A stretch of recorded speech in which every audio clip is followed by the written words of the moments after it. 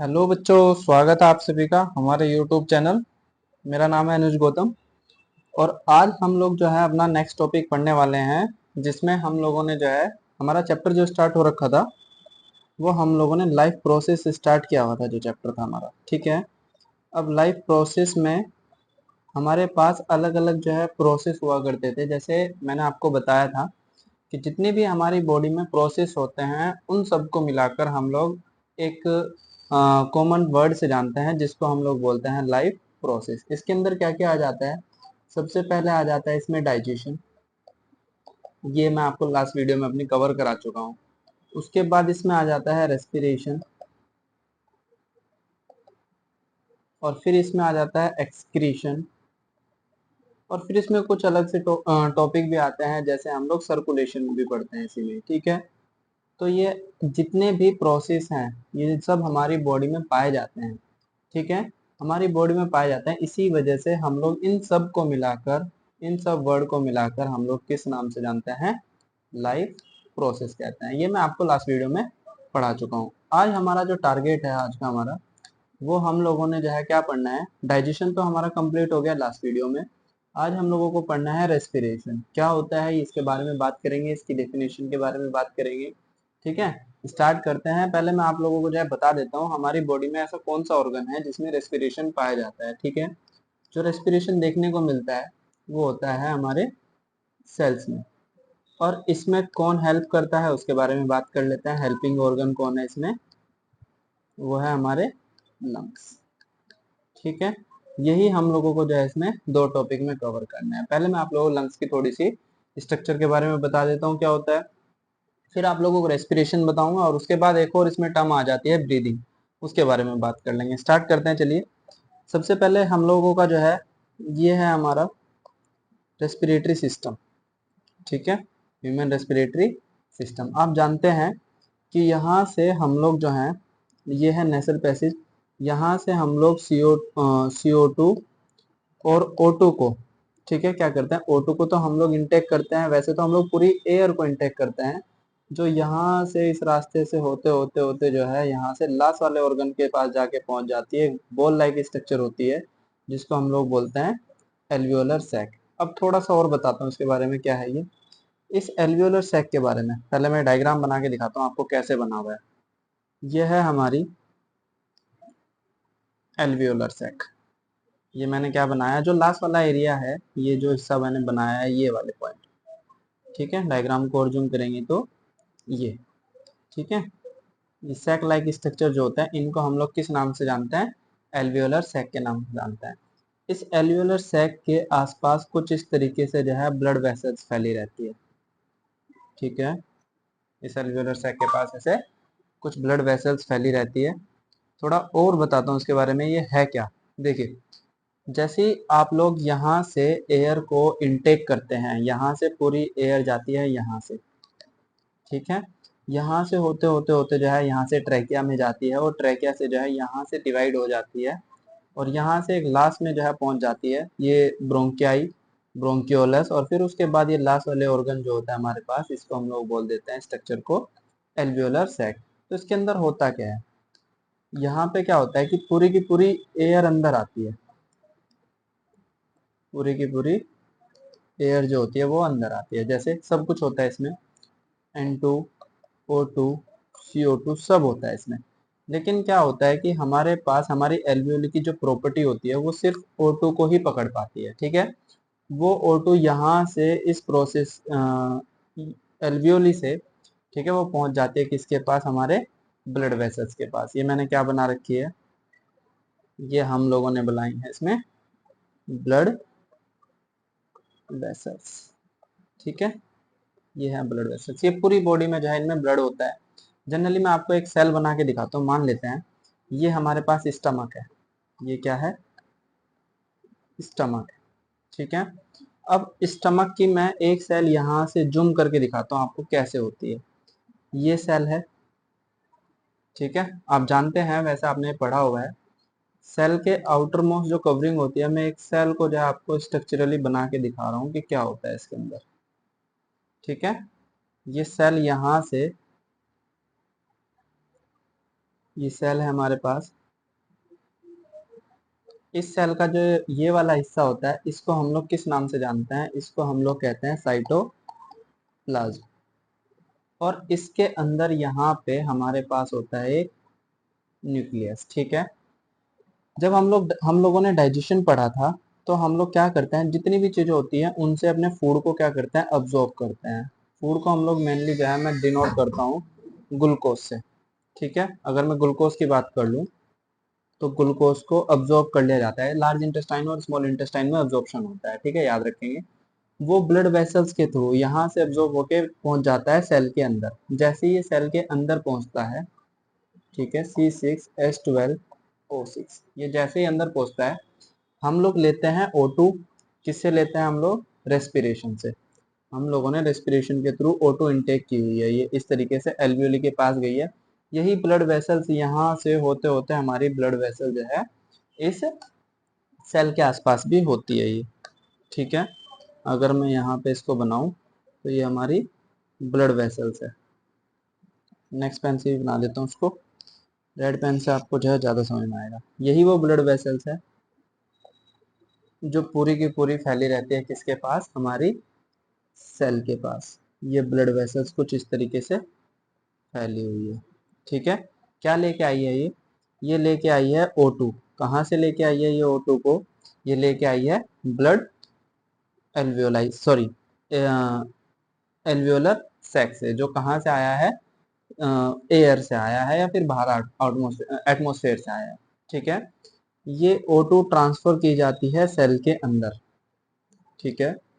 जैसे ये O2 cell के अंदर ट्रांसफर की जाती है, तो ये O2 इसको ग्लूकोज को तोड़ने में हेल्प करती है। जैसे ये टूटता है, तो ये टूट जाता है CO2 में, प्लस H2O में, और प्लस एनर्जी में। इसको हीट कहते हैं आप लोग, या फिर इसको मैं एनर्जी ही लिख देता हूँ ताकि आपको ज़्यादा समझ में आए।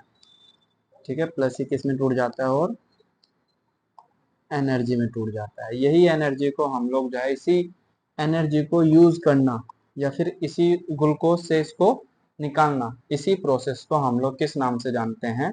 इस प्रोसेस को हम लोग कहते हैं रेस्पिरेशन। समझ में आया कुछ आपको? रेस्पिरेशन कैसे कहते हैं? अगर डेफिनेशन की बात की जाए, डेफिनेशन की बात होती है कि ग्लूकोज का breakdown with the help of oxygen, that is called respiration. ठीक है।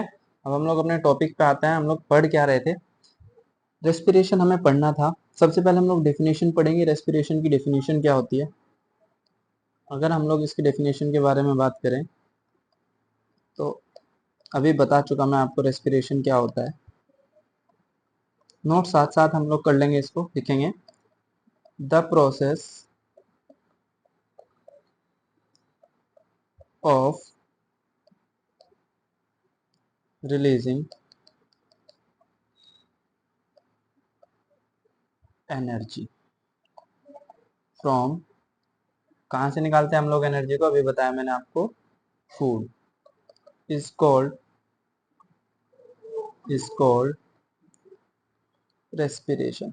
ये बातें याद रखेंगे, रेस्पिरेशन किसे कहते हैं। ठीक है। और जनरली हम लोग बेस्ट सोर्स किसको बोलते हैं रेस्पिरेशन के लिए? वो होता है ग्लूकोज। तो लिख लेंगे इसको भी। Glucose is the best source of energy. ठीक है। ये हमारा नोट्स हो जाएंगे, रेस्पिरेशन की डेफिनेशन हो जाएगी। अब एक और प्रोसेस होता है ब्रीदिंग। ब्रीदिंग किसको कहते हैं उसके बारे में भी बात करते हैं। आपने पढ़ा होगा इसके बारे में। जनरली वेंटिलेशन भी इसी को ही बोलते हैं हम लोग। ब्रीदिंग क्या होता है, इसकी डेफिनेशन अगर हम लोग बात करें, जो हम लोग सांस लेते हैं, ये भी बताया मैंने आपको, जो हम लोग यहाँ से सांस लेते हैं और सांस को छोड़ते हैं, ठीक है, इसी प्रोसेस को हम लोग जनरली किस नाम से जानते हैं? ब्रीदिंग के नाम से जान देते हैं। यहीं पे लिख देता हूँ मैं, ब्रीदिंग। डेफिनेशन भी मैं लिख दूंगा इसकी। ब्रीदिंग क्या होती है? जनरली सांस लेने को और सांस छोड़ने को हम लोग ब्रीदिंग के नाम से जानते हैं। डेफिनेशन देख लेते हैं इसकी क्या है। It is the process of, it is the process of, सांस लेने को बोलते हैं हम लोग इनहेलिंग। सांस लेने को हम लोग बोलते हैं इनहेलिंग। एंड एक्सेलिंग, एक्सेलिंग का बोलते हैं हम लोग सांस छोड़ने को। The air in and out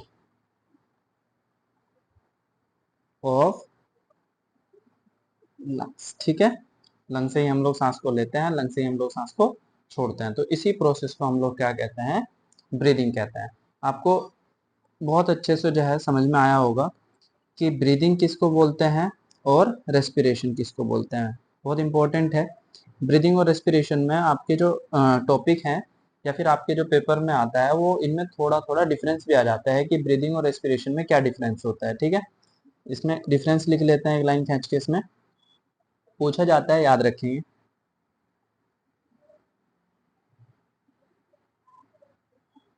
breathing और रेस्पिरेशन। इस तरफ हम लोग लिख लेंगे respiration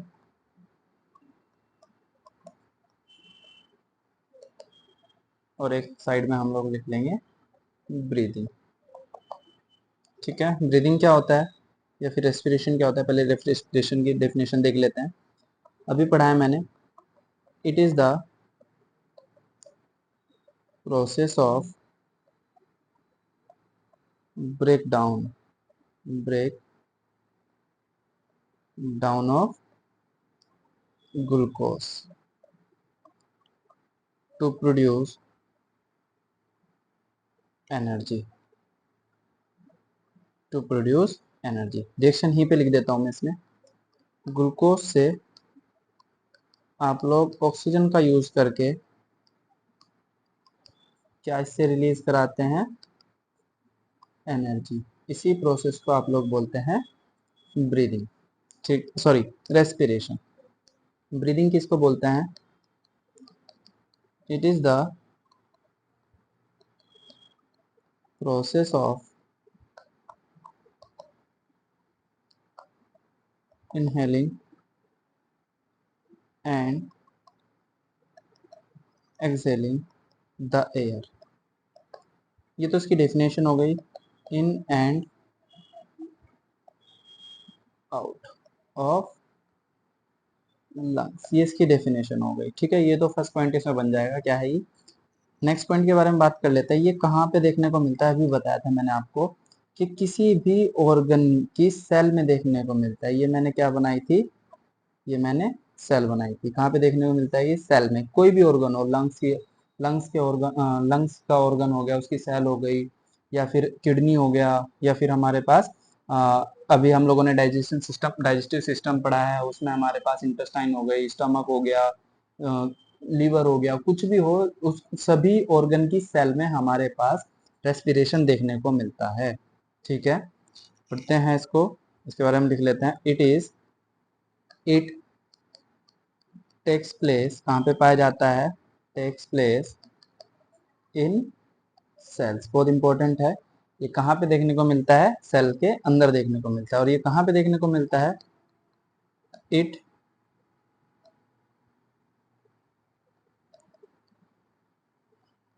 takes place in lungs. ठीक है, ये लंग्स में देखने को मिलता है। इसके अंदर ये केमिकल रिएक्शन होती है ये। तो इसको अगर हम लोग बात करें, हम लोग रेस्पिरेशन को जो है हमारी बॉडी के अंदर हो रहा है तो हम लोग इसको रोक नहीं सकते, हमारा कोई कंट्रोल नहीं है इसके ऊपर। तो इसके लिए हम लोग एक वर्ड से जानते हैं इसको, it is a chemical involuntary, मतलब हमारे कंट्रोल में नहीं होता प्रोसेस। कैसा प्रोसेस होता है ये, इनवॉलेंट्री। इस वर्ड को ध्यान से याद रखेंगे। इनवॉलेंट्री का मतलब क्या होता है, इनवॉलेंट्री का मतलब होता है जो रिएक्शन हमारे कंट्रोल में नहीं होती। जैसे मैं सांस लेने को थोड़ी देर के लिए रोक सकता हूँ, लेकिन अगर मैं अपने अंदर के बॉडी की बात करूँ कि भाई अभी मैंने खाना खाया, तो मैं अपनी बॉडी को बोलूँ कि भाई 2 मिनट के लिए रुक जाए, ऐसा पॉसिबल नहीं है। तो डाइजेशन को भी हम लोग जो है नहीं रोक सकते। तो जो हमारी बॉडी में वैसे प्रोसेस होते हैं जिनके ऊपर हमारा कोई कंट्रोल नहीं होता है, उनको हम लोग बोलते हैं इनवॉलेंट्री प्रोसेस। ठीक है, याद रखेंगे इसके बारे में। इसके बारे में बात करेंगे, ये हम लोग रोक सकते हैं, इसके ऊपर हमारा कंट्रोल है। It is a physical voluntary process. ये कैसा होता है, वॉलेंट्री प्रोसेस होता है, याद रखेंगे। वॉलेंट्री का मतलब हमारे कंट्रोल में, और इनवॉलेंट्री का मतलब हमारे कंट्रोल में नहीं होता। ठीक है, इस वाले प्रोसेस में हमें एनर्जी देखने को मिलती है, तो energy is released, energy is release in ATP form. अभी बता देता हूँ एटीपी क्या है। जो मैंने अभी आपको एनर्जी पढ़ाई थी, जैसे ये मैंने यहाँ पे एनर्जी लिखी है, इस रिएक्शन में एनर्जी लिखी है, जैसे मैं बोलूँ, मैं रुपये को बोलता हूँ 10 करोड़, 20 करोड़ सिक्के जो होते हैं, ठीक है, उनको मैं रुपया बोलता हूँ जिससे हम लोग सामान खरीदते हैं। लेकिन वही बात अगर हम लोग बात कर ले एनर्जी की, तो एनर्जी क्या है? तो ऐसे मैंने एनर्जी के एक तरीके सिंबल को नाम रख दिया है क्या? एटीपी। याद रखेंगे एटीपी क्या होती है? It is a form of energy. ठीक, नेक्स्ट, इसमें हम लोगों को जो है किसी भी तरीके की एनर्जी देखने को नहीं मिलती, तो इसमें लिखेंगे नो एनर्जी इज प्रोड्यूस्ड। ठीक है, इसमें किसी भी तरीके की एनर्जी देखने को हमें नहीं मिलती। क्लियर है? बस ये आपको 4 पॉइंट इसमें याद रखने हैं कि रेस्पिरेशन किसे कहते हैं और ब्रीदिंग किसे कहते हैं, ये आपको याद हो जाना चाहिए। ठीक है, बस ये इतना आपका जो है इसमें डिफरेंस है, बहुत इंपॉर्टेंट डिफरेंस है। पेपर में कई बार इसका जो है क्वेश्चन आ चुका है। ये एनसीईआरटी के जब मैं आपको क्वेश्चन कराऊंगा तो वहाँ पे बता दूंगा ये आपके क्वेश्चन है। ठीक है, ये ब्रीदिंग और रेस्पिरेशन में मैंने आपको डिफरेंस बता दिया है। ये 4 डिफरेंस आप लोग इसके बारे में याद रख लेंगे। आगे बढ़ते हैं। आगे हमारे पास जो है रेस्पिरेशन के टाइप हैं कि किसे क्या हम लोग रेस्पिरेशन किसे कहते हैं और इसके टाइप क्या क्या है। आपको ये साफ सुथरा डायग्राम बनाना है अपनी कॉपी में। मैं इसको जो है साफ कर देता हूँ, जो आपको बनाना है वही बनाइएगा आप। ठीक है, बाकी आपको कुछ नहीं बनाना, ये आपको समझाने के लिए था कि ब्रीदिंग और रेस्पिरेशन क्या होता है। ब्रीदिंग और रेस्पिरेशन किसे कहते हैं ये आप लोग सारा याद रखना है। ठीक है, क्या इसकी डेफिनेशन है। नेक्स्ट, अगर हम लोग अब बात करें, ठीक है, टाइप ऑफ रेस्पिरेशन की, टाइप ऑफ रेस्पिरेशन की बात कर लेते हैं। कितने टाइप का हमारे पास रेस्पिरेशन देखने को मिलता है? टाइप्स ऑफ रेस्पिरेशन, जैसे अभी मैंने आपको एक रिएक्शन लिख के दिखाई थी कि अगर आप लोग ग्लूकोज को जब तोड़ते हैं, ग्लूकोज को जब आप लोग तोड़ रहे हैं, अगर आप लोग इसको तोड़ रहे हैं ऑक्सीजन की प्रेजेंस में, ऑक्सीजन की प्रेजेंस में आप लोग इसको तोड़ रहे हैं, ठीक है, तब हम लोग इसको बोलते हैं एरोबिक रेस्पिरेशन। ठीक है, क्योंकि आप लोग यहाँ पे किसका यूज कर रहे हैं? ऑक्सीजन का यूज कर रहे हैं। लेकिन अगर ऑक्सीजन का यूज नहीं करते हैं तब हम लोग उसको बोलते हैं अनएरोबिक रेस्पिरेशन। तो अगर टाइप ऑफ रेस्पिरेशन की बात कर ली जाए तो 2 तरीके का होता है। एक होता है हमारे पास एरोबिक रेस्पिरेशन और एक होता है हमारे पास एनारोबिक रेस्पिरेशन। इसमें भी डेफिनेशन कई बार आ चुकी है, आपको आपके एनसीईआरटी में ये दे रखी है। कैसे बोलते हैं इसको? इन प्रेजेंस ऑफ O2, और ये होती है in the absence of O2। ये नोट्स आपको बनाने हैं। ठीक है, अगर हम लोग इसकी बात करें, अब हमें क्या करना है, इनकी भी डेफिनेशन देखेंगे, एरोबिक किसे बोलते हैं, अनएरोबिक किसे बोलते हैं, और इसमें जो है हम लोग डिफरेंस लिखेंगे ऐसे ही जैसे हम लोगों ने भी ब्रीदिंग और रेस्पिरेशन में लिखे हैं। ठीक है, आगे बढ़ते हैं इसमें। एरोबिक, एरोबिक, और एक साइड में लिख लो आप लोग अनएरोबिक,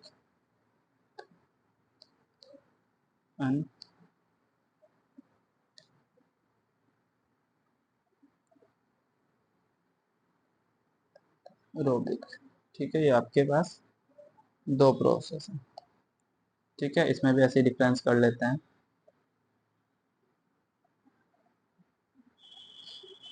किसे कहते हैं एरोबिक रेस्पिरेशन और अनारोबिक किसे कहते हैं उसके बारे में पहले डेफिनेशन देखते हैं। इसकी डेफिनेशन क्या कहती है? फर्स्ट जो डेफिनेशन है इसकी, रेस्पिरेशन in which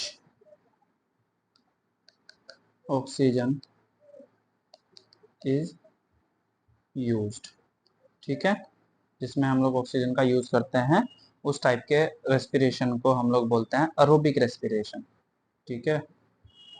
नेक्स्ट है जिसमें हम लोग ऑक्सीजन का यूज नहीं करते, respiration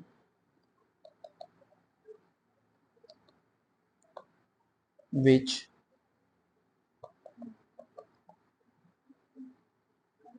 takes place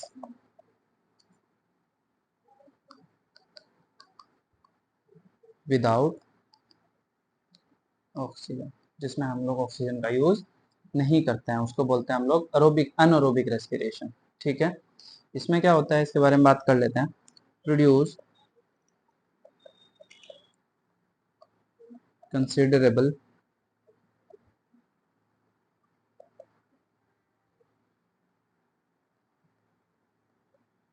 amount of energy, इसमें हम लोगों को जो है एनर्जी देखने को मिलती है for use by the organism which get stored in ATP molecules, उस एनर्जी को किस में स्टोर कर लेते हैं, ATP मॉलिक्यूल्स में यूज कर लेते हैं। कह रहा है कि इसमें हमें अमाउंट ऑफ एनर्जी देखने को मिलती है जिसको हम लोग स्टोर कर लेते हैं एटीपी के फॉर्म में। इसमें क्या होता है, इसमें कम एनर्जी देखने को मिलती है, इस वाले प्रोसेस में हमें ज्यादा एनर्जी देखने को मिलती है। तो लिखेंगे produce much less energy which gets stored in ATP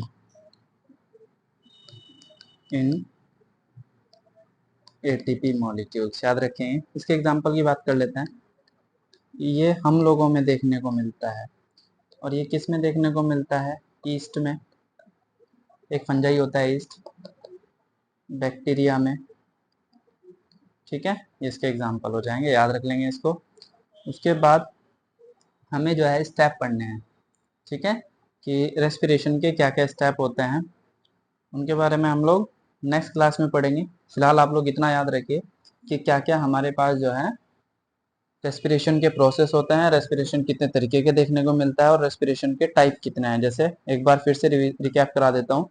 respiration को हम लोग किस नाम से जानते हैं, या फिर क्या प्रोसेस होता है ये, जिसमें हम लोग एनर्जी यूज कर रिलीज करते हैं, किसको ब्रेक डाउन करके, ग्लूकोज को ब्रेक डाउन करके हम लोग एनर्जी को रिलीज करते हैं, उसी को हम लोग क्या बोलते हैं, रेस्पिरेशन बोलते हैं। ब्रीदिंग किसको कहते हैं, सांस लेने और छोड़ने को हम लोग ब्रीदिंग के नाम से जानते हैं। रेस्पिरेशन में हम लोगों ने डिफरेंस जान लिया किसे कहते हैं, ब्रीदिंग में डिफरेंस जान लिया किसको कहते हैं, दोनों को कंपेयर कर लिया है।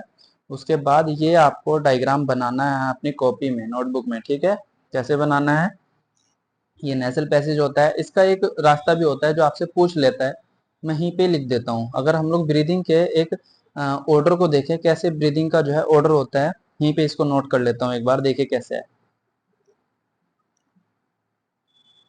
ब्रीदिंग, कैसे जो है होती है हमारी बॉडी में। देखिए एक बार, सबसे पहले जो सांस लेते हैं हम लोग, वो किससे लेते हैं, नेजल पैसेज से, नेजल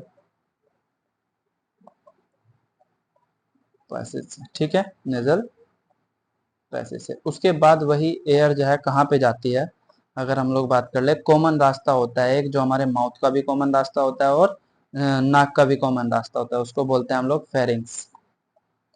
फेरिंग्स के बाद वो जाती है लेरिंग्स में, ये रहा लेरिंग्स, अभी समझा देता हूँ।